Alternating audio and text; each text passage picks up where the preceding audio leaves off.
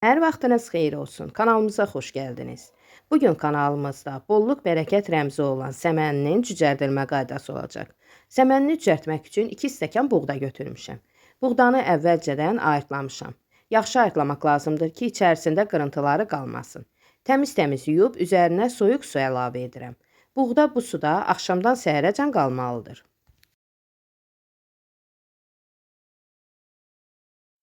Səhərisi günü buğdanın suyunu süzüb, yenə də axar suda təmiz-təmiz yuyuram.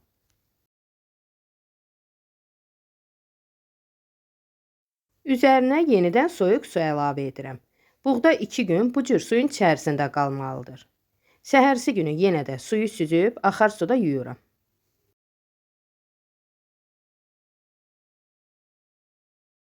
İkinci günü səhəri buğdanı yuduqdan sonra bu cür qaba əlavə edirəm.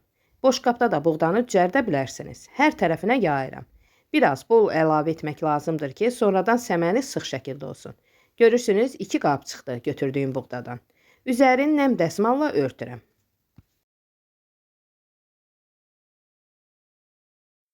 Gündə 2 dəfə dəsmalı götürüb, yenə də buğdaları təmiz-təmiz yuyuram.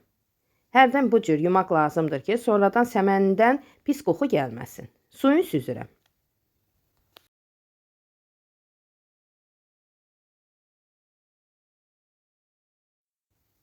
Yenə də üzərinə nəm dəsmal yerləşdirəcəm. 2 gündə buğdaların üzəri dəsmalla örtülü şəkildə qalmalıdır. Dəsmal quruyarsa yenidən islatmaq lazımdır.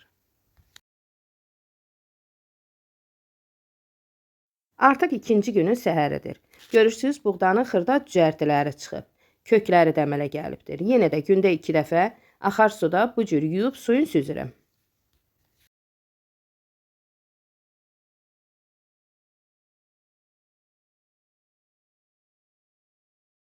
Yuyub suyunu süzdükdən sonra ikinci günün səhəri buğdanın üzərinə dəsmal yerləşdirmirəm. Bu cür açıq şəkildə saxlayıram. Yenə də gündə 2 dəfə təmiz-təmiz yuyub suyunu süzürəm.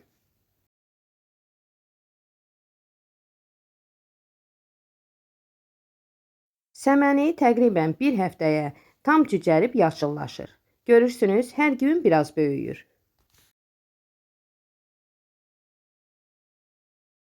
Artıq 6-cı gündür. Görürsünüz, necə gözəl yaşıllaşıb.